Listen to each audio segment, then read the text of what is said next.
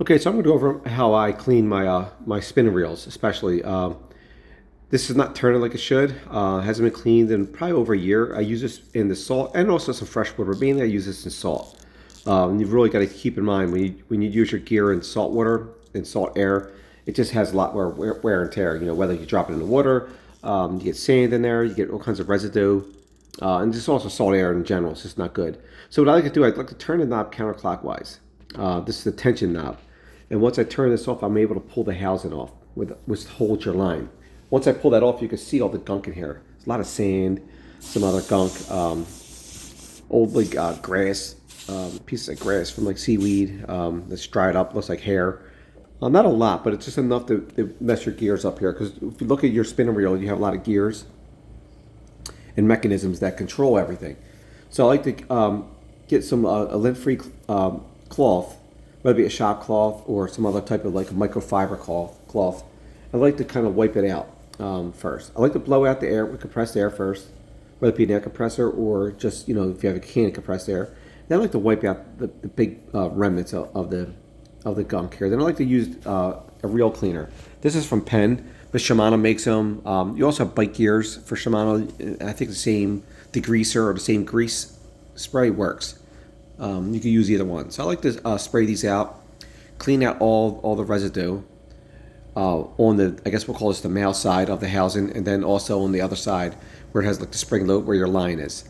I like to clean it all out. So that's where we're going to start now. We're just going to wipe this all out. It's a little repetitive here, but I like to do this to all my reels at least once a year before the season starts.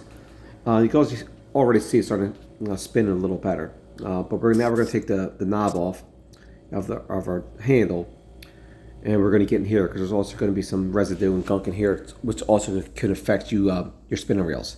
So let's do that now.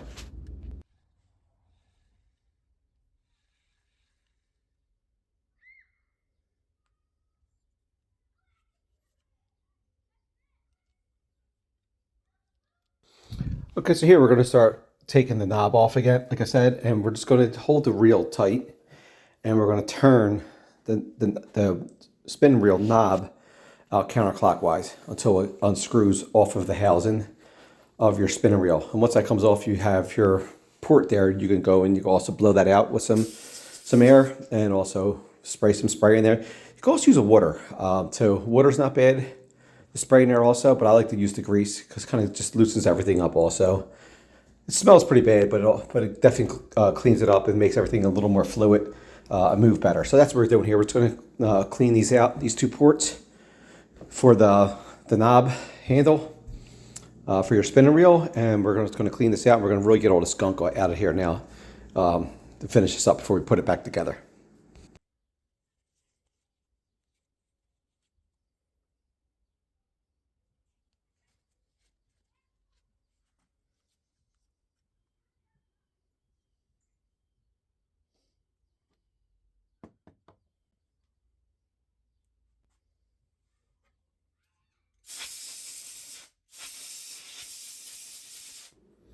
As you see here, I'm going to clean the knob itself, handle itself, and we're going to spray that out with some air and also some of this Penn grease. So we're going to just get everything, get every milk and cranny we can on this to try to get it back to, it was usable, but get it back to almost new. It won't be brand new, obviously. It's an older reel, but get it back to above par reel, which is important when you're fishing, especially if you're in the kayak or you're on the surf or on the dock. You want to have a good reel for casting and also for easing to get everything spooled up. So there's a lot of gunk in here, even on the handle part, and that's common. You drop your reels, drop your rod in the sand, in the dirt, in the water, whatever you do, you're going to get debris in there. So that's what we're doing. We're just going to use a little real fine flathead screwdriver here without hopefully not scratching the metal, just getting some of this gunk out of here. And I think it's old seaweed. It looks like some of this stuff. So we're going to get this all out of here and get it nice and clean and put it back together.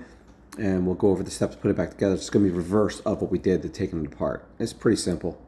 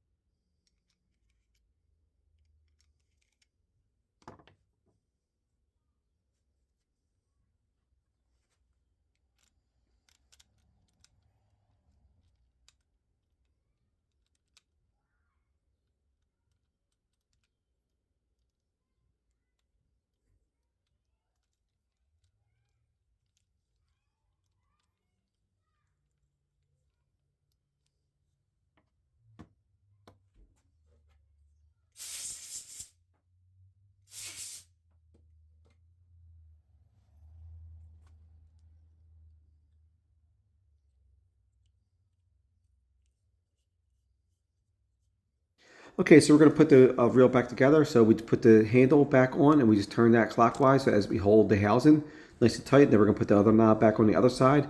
That knob on the other side, just so you know, is that port is for in case you want to, if you're left-handed, you could switch to handle side. So that's all that's for. But it also has an opening, so I cleaned that out. So I take that off. So now we take the housing, we put it back on over, I'll say over the gear, the male gear section.